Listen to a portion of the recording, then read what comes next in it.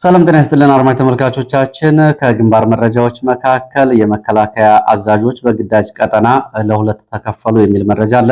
በዚህም አንድ ወታደራዊ አዛዥ ሲገደል ሌላ ወታደራዊ አዛዥ አጃቢዎቹን አስከትሎ ጠፍቷል። ከዚህ ጋር በተያያዘ ያሉ ዝርዝር መረጃዎችን አደርሳለሁ። እንዲሁም ደግሞ ከአንድ ወረዳ ካለው የሚሊሻ ኃይል 1/3ኛው ወደ ፋኖ ተቀላቅሏል። እንዲሁም ደግሞ የኮሎኔሉ ልዩ ጥበቃ ወደ ፋኖ ተቀላቅሏል።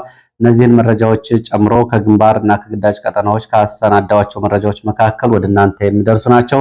በተለያዩ አካባቢዎች ያሉ ዝርዝር መረጃዎችን ወደ እናንተ አደርሳለሁ። እንደተለመደው ወታደራዊ፣ ፖለቲካዊ፣ ዲፕሎማሲያዊ፣ ቀጠናዊ መረጃዎችን በዚህ ሰዓት ወደ እናንተ አደርሳለሁ። ከነዚህ መካከል ዛሬ በፖለቲካዊ እይታና ወታደራዊ አጠቃላይ ሁኔታዎች አንጻር የምንመለከተው በዛሬው ዕለት ወደ መቀሌ የአፍሪካ ህብረት ልዩ መልእክተኛ የምስራቅ አፍሪካ ማለት ነው፣ እንዲሁም ደግሞ የፕሪቶሪያ የሰላም ስምምነት አደራዳሪ ኦባሳንጆ ዛሬ መቀሌ መግባታቸው ከዚህ ጋር በተያያዘ የሚኖረውን አንድምታ ምን ይሆናል የሚለውን እንመለከተዋለን። እንግዲህ አንዳንድ ጉዳዮች አንዳንድ ወታደራዊ አደረጃጀቶችን፣ ወታደራዊ ጥምረቶችን፣ ፖለቲካዊ የኃይል አሰላለፎችን ይበትናሉ፣ አንዳንዶች ደግሞ ያሰባስባሉ። ለምሳሌ የፕሪቶሪያ የሰላም ስምምነት ተከትሎ ጻድቃን በወቅቱ ቪኦኤ ላይ ቀርቦ ምን አለ? የፕሪቶሪያ የሰላም ስምምነት በአብይ ጎን ተሰልፈው የነበሩ ኃይሎችን ይበትንልናል ብሎ ነበረ። ኃይል ይበትናል ይሄ ስምምነት አለ። ለምሳሌ በዛ ወቅት እንግዲህ የፋኖንም የኤርትራ ጦርንም በህወሓት ላይ ከዘመቱት ጋር አብረው በመውሰድ የፕሪቶሪያ የሰላም ስምምነት ይህን ይበትንልናል ብሎ ነበረ። በኋላ ውሎ አድሮ እሱ ታይቷል። ከዛ ባሻገር ራሱ ጻድቃንም ከህወሓት ከነደብረ ጽዮን ተበትኖ ነው የሚገኘው። የዛሬው የኦባሳንጆ የመቀሌው ጉብኝት ደግሞ ምን አይነት ወታደራዊ ፖለቲካዊ የኃይል አሰላለፎችን ሊፈጥር ይችላል? በዚህ በቢሆን በተገማች ፖለቲካዊና ወታደራዊ አስተያየቶችና እንዲሁም ደግሞ ትንባዮች ላይ አንዳንድ ጉዳዮችን ወደ እናንተ አቀርባለሁ። እናንተም ሀሳብ አስተያየቶቻችሁን ልታክሉበት ትችላላችሁ።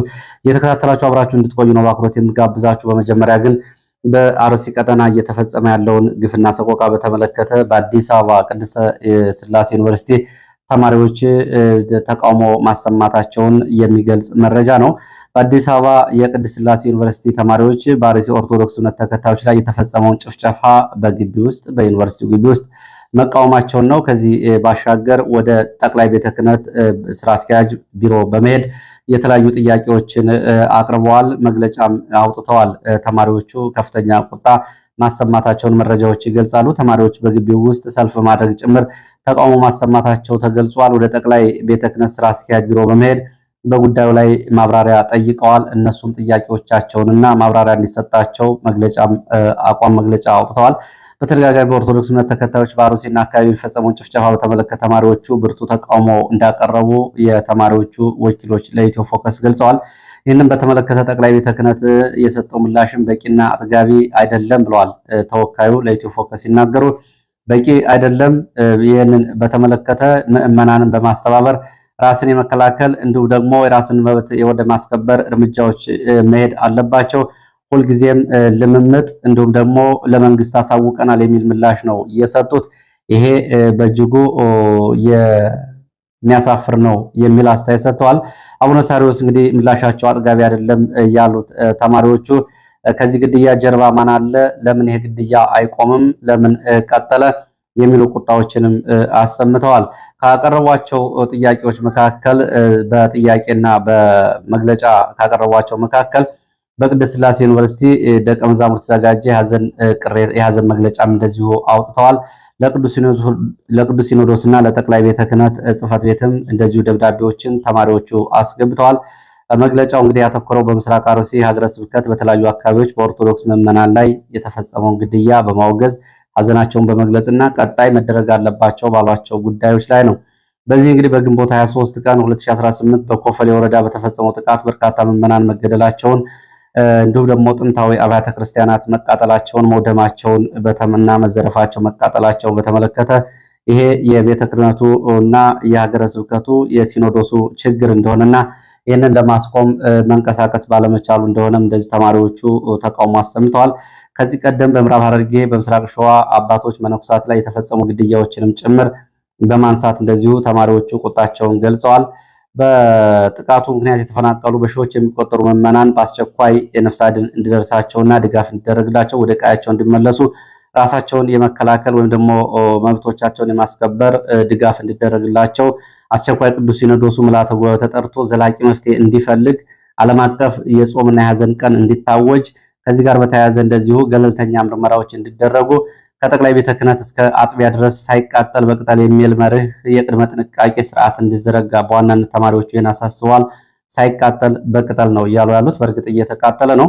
እንግዲህ ራስን የመከላከል ስርዓት ሊዘረጋ ይገባል ብለዋል። በቁጣ ለመንግስትና ለደህንነት ተቋማት ያቀረቡ ጥያቄዎች አሉ። የመንግስት ቀዳሚ ተግባር የዜጎችን ደህንነት መጠበቅ ነው። በጥቃቱ ላይ እጃቸው ያለበት አካላት ተለይተው ህጋዊ እርምጃ ሊወሰድባቸው ይገባል። መንግስት ግን ይህን ሲያደርግ እየተመለከትን አይደለም በሚል ተማሪዎቹ እንደዚሁ በመግለጫቸው ላይ ቁጣቸውን አሰምተዋል። ኦርቶዶክሳውያን በሃይማኖታቸው ምክንያት የተለዩ የሚደርስባቸው ጥቃት እንዲቆምና አስተማማኝ የህግ የበላይነት እንዲረጋገጥ ተማሪዎቹ ጠይቀዋል።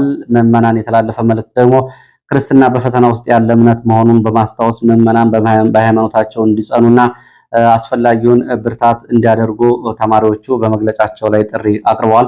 በአዲስ አበባ ቅድስት ሥላሴ ዩኒቨርሲቲ የሚገኙ ተማሪዎች ናቸው። በግቢ ውስጥም እንደዚሁ ተቃውሞ አሰምተዋል። ወደ 4 ኪሎ መንበረ ፓትርያርክ ቅድስት ማርያም ቤተክርስቲያን በመሄድም እንደዚሁ ጥያቄዎቻቸውን እንዳቀረቡ ተሰምቷል።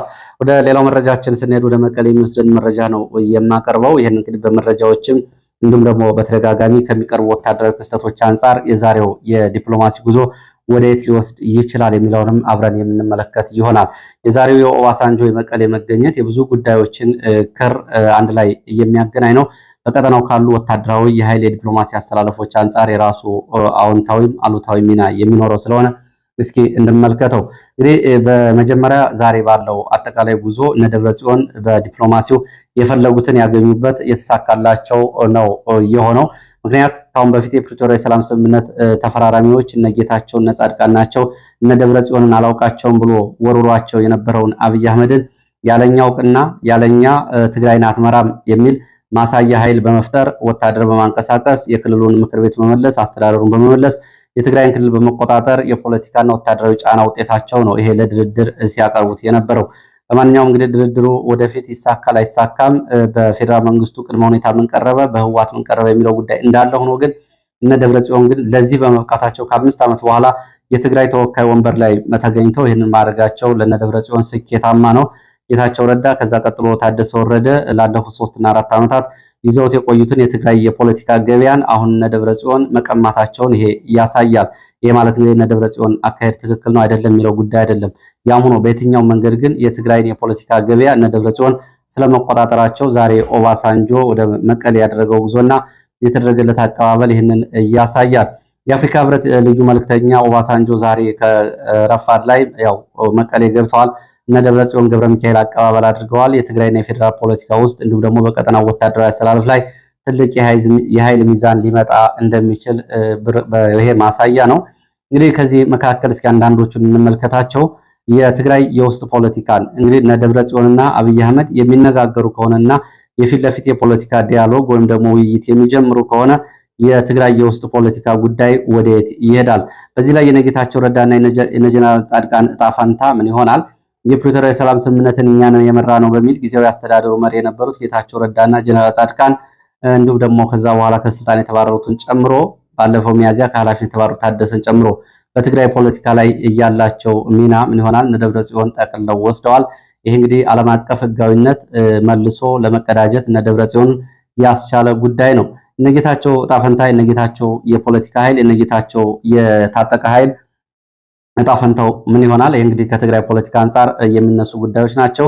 ኦባሳንጆ መቀሌ መምጣትና ከደብረጽዮን ጋር መነጋገር ዓለም አቀፍ ማህበረሰብ የአፍሪካ ህብረትን ጨምሮ በአሁኑ በትግራይ ላይ ያለው መሪ ህወሓትና የህወሓት ሊቀመንበር ጋር ዋና ተደራዳሪ ሆነው እንዲቀርቡ ወይም ደግሞ ይህን መቀበላቸው በነጌታቸው የትግራይ የፖለቲካ ገበያና መድረክ ላይ ያላቸውን ተቀባይነት ሙሉ በሙሉ ወደ ጎን የጣለ ያገለለ እንዲሁም ደግሞ ከፖለቲካ ገበያ ውጭ ያደረጋቸው ይሆናል። የትግራይ ታጣቂዎችስ ምን ዕጣ ፈንታ ይኖራቸዋል? እንግዲህ እነ አብይና እነ ደብረጽዮን በዚህ በነ ኦባሳንጆ የሚነጋገሩ ከሆነ እነ ጌታቸውና እነ ጀነራል ታደሰ ስር የነበሩ በእርግጥ ጀነራል ታደሰ ያው ያለውን ኃይል ወደ እነ ደብረጽዮን መልሷል። እንዲሁም ደግሞ በአማራና በአፋር አዋሳኝ አካባቢዎች ያሉ የሐራ መሬት ታጣቂዎች ዕጣ ፈንታ ምን ይሆናል? እነ ደብረጽዮን ወደ እነ ደብረጽዮን ይቀላቀላሉ ወይስ ደግሞ ሌላ እዝና አመራር ይዘው ይቆያሉ የሚለው አብሮ የሚታይ ይሆናል። ቀጠናው ወታደራዊና ኃይላዊ አሰላለፉ ላይ ምን አንድምታዎች ይኖሩታል? እነ ደብረጽዮንና አብይ አህመድ የሚነጋገሩ ከሆነ እነ ደብረጽዮንና አብይ አህመድ የሚነጋገሩ ስምምነት ላይ የሚደርሱ ከሆነ የቀጠናው ፖለቲካ የሚከተሉትን አቅጣጫዎች ሊይዝ ይችላል። አንደኛ፣ በህወሓትና በኤርትራ መካከል ያለው ግንኙነት እንደዚሁ ሊቋረጥ ይችላል።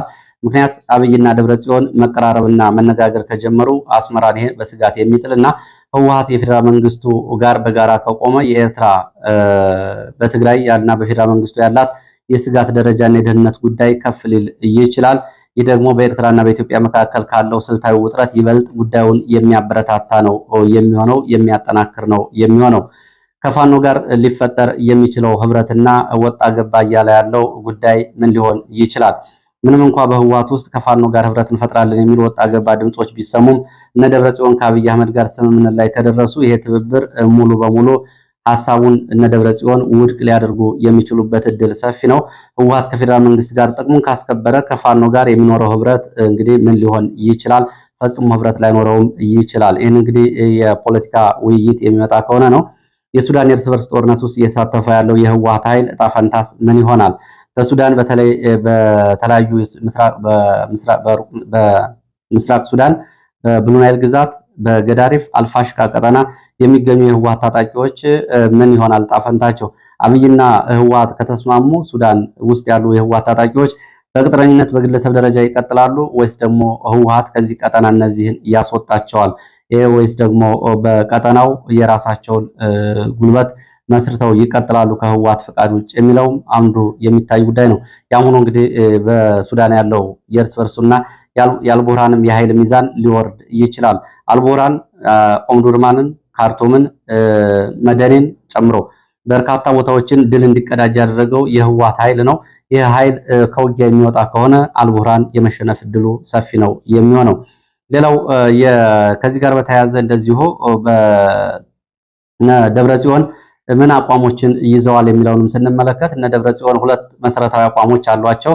አንደኛው የወልቃይት የራያና የጠለምት ጉዳይ ነው። ይህንን ስታተስኮ ይመለስልን የሚል ሲሆን ሁለተኛው የህወሓት ህጋዊ ሰውነት ይመለስልን የሚል ነው። ህወሓት በምርጫ ቦርድ ተሰርዟል።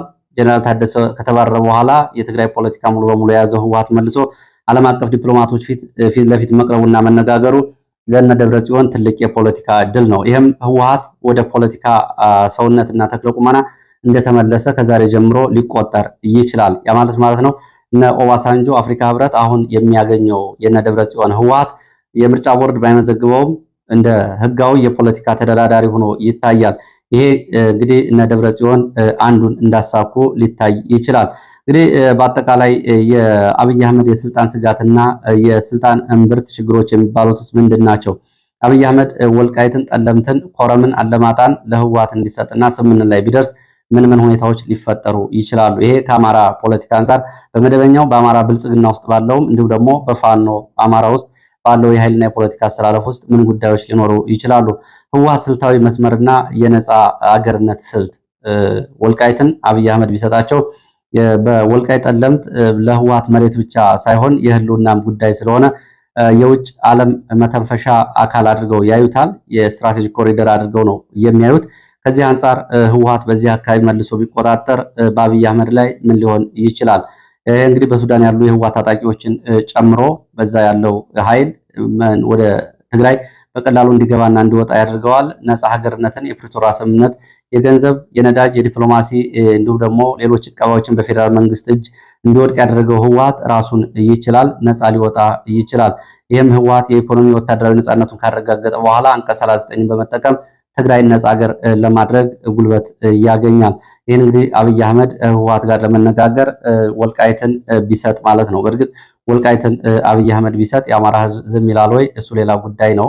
ግን አሁን ባሉት በቢሆኖች ይሄንን በቅርብ ከሚታዩ ስጋቶች ሌላው አብይ አህመድ በብልጽግና ፓርቲ ላይ እንግዲህ ወልቃይትን፣ ጠለምትን መልሶ ቢሰጥ የብልጽግና ውስጥ ራሱ መናጋት ሊገጥመው ይችላል።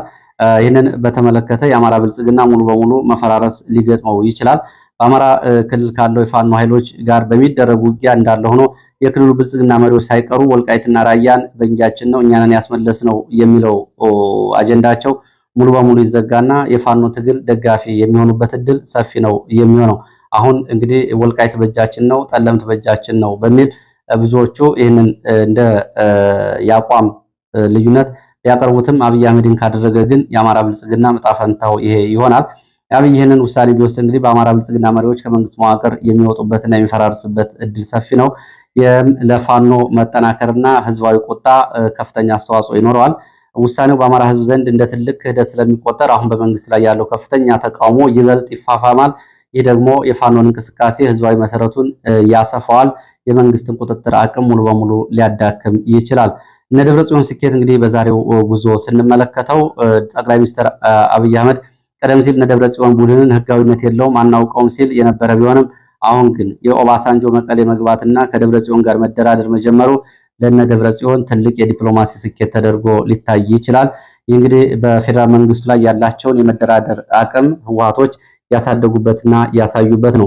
ሰሞኑን ሽሬ አካባቢ የወርቅ አውጭ ማህበራትን በሰበሰቡበት ወቅት ከፌዴራል መንግስት ጋር ልትዋጉ ነው ወይ አቅም አላችሁ ወይ ተብለው ሲጠየቁ አብይ አህመድን አስጨንቀን ለድርድር እናስቀምጠዋለን የሚል ምላሽ ነበር የህወሓት ሰዎች የሰጡት ምላሽ። ይሄ ወደዛ እየሄደ ይሆን ወይ የሚለውን አብረን እናየዋለን። ለማንኛውም ኦባሳንጆ ወደ መቀሌ ሄደው የጊዜያዊ አስተዳደሩ እንዲመለስ የፕሪቶሪያ የሰላም ስምምነት እንዲከበር ጠይቀዋል የሚለው ጉዳይ ቢኖርም ይሄ ብዙ ውሃ የሚቋጥር አይደለም። ህወሓት ብዙ ርቀት ሄዷል። በዚህ በኩል ዛሬ በራያ ቀጠና ግንባር ላይ የነበረው እና ግምገማ ያደረገው ጀነራል ጆን መድድ የተለያዩ ትዕዛዞችን አስተላልፏል። በአማራ ክልል በሚደረገው ጦርነት አስፈላጊውን ድጋፍ እያደረግን እንቀጥላለን። ጦርነቱ ወደ ትግራይ እንዳይመጣ አማራ ክልል ውስጥ ኃይላችን አስገብተን ውጊያዎች እናደርጋለን የሚሉ አቅጣጫዎችን ጭምር ስለመስጠቱ ነው ከኮር በላይ ላሉ አመራሮች የተሰማው። ወደ ሌሎች መረጃዎች ሄዳለሁ። ወደ ሌሎች መረጃዎች ሳይሄድ ከግዳጅና ስምሪት ማውጣትን የተመለከተ ነው። በአማራ ክልል ከቀጠለው ዘመቻ ጋር በተያያዘ የኮሎኔሉ ዋና አጃቢ ወደ ፋኖ ተቀላቅሏል። በተመለከተ በጎንደር ቀጠና ከተሰሙ መረጃዎች መካከል በርካታ ቁጥር ያላቸው የሚሊሻ አባላት ከነሙሉ ትጥቃቸው ወደ ፋኖ ተቀላቅለዋል። በአካባቢ ብልጽግና አስተዳደር ላይ ከፍተኛ ድንጋጤ ተፈጥሯል ይላል መረጃው።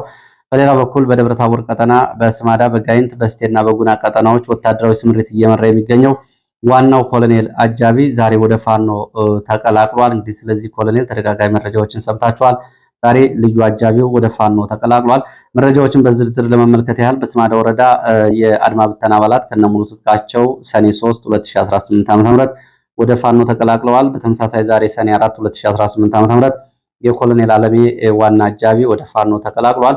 በጋይንት ቀጠና እና በደባርቅ ቀጠናም እንደዚሁ በርካታ ቁጥር ያላቸው ሚሊሻዎች ወደ ፋኖ ተቀላቅለዋል። በተለይ በደባርቅ ቁጥራቸው 29 የሚደርሱ የሚሊሻ አባላት ወደ ፋኖ ተቀላቅለዋል። ይሄ ከፍተኛ ቁጥር ነው በአንድ ወረዳ። ይሄ ለወረዳው አስደንጋጭ መረጃ እንደሆነ የመረጃ ምንጮች ገልጸዋል። ይህን ያህል ሰው ቁጥር የሚሊሻ ኃይል በአንድ ቀን ወደ ፋኖ ሲቀላቀል በቅርብ ጊዜ ከፍተኛ ቁጥር ነው፣ በአንድ ቀንና በአንድ ግዳጅና በአንድ ወረዳ። ይህም እንግዲህ በተመለከተ ዘግየት ብሎ ወደ 35 ይደርሳሉ የሚሉ መረጃዎች ወጥተዋል። ያሁኑ እንግዲህ ቁጥሩ አይደለም ጉዳዩ። በዚህ ልክ የሚሊሻ አባል ወደ ፋኖ ሲቀላቀል በአካባቢው የጸጥታ የፖለቲካ አስተዳደር ላይ ምን ያክል መናጋትና እንዲሁም ደግሞ አደጋ እንደሚፈጠር መገመት ቀላል ነው። ይህን ያክል የሚሊሻ ቁጥር ወደ ፋኖ ተቀላቅሏል። ዛሬ በሌላ በኩል በአንጻሩ የብልጽግና ሚዲያዎች እጅ የሰጡ ፋኖችን የስልጠና የወሰዱ ተሐድሶ የወሰዱ በሚል ፎቶዎችን በብዛት በተሽከርካሪዎች እያሳዩ ነበር። አንዳንዶቹ እንግዲህ የከተማ ነዋሪዎች እንዳጀቡ በተሽከርካሪ ላይ እንዲወጡ ከተደረጉ በኋላ የድምቀት እንዲኖረው ተደርጓል ተብሏል። ይህ እንግዲህ በተለይ 30 የሚሆኑ የሚሊሻ አባላት ወደ ፋኖ መቀላቀል በደባርቅ ቀጠና በአካባቢው የብልጽግና የፖለቲካና የጸጥታ አስተዳደር ላይ ከፍተኛ አደጋ እንደደረሰ የሚያሳይ ነው ተብሏል። ደንቢያም በተመሳሳይ 8 የሚሊሻ አባላት መቀላቀላቸው ዛሬ ተሰምቷል። በወለጋ ስምሬት ላይ የሚገኙ የመከላከያ አመራሮች ከግዳጅና ስምሬት ጋር በተያያዘ ለሁለት መከፈላቸው ነው የተሰማው።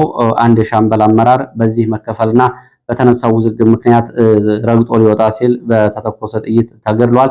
ሌላ አንድ የሻምበል አመራርና አጃቢዎቹ እንዲሁም ደግሞ የመድፍና የሞተራይዝ ክፍል አስተባባሪ ሻምበል አዛዥ እንደዚሁ ወጥተዋል። ወደየት እንደሄዱ አልታወቀም።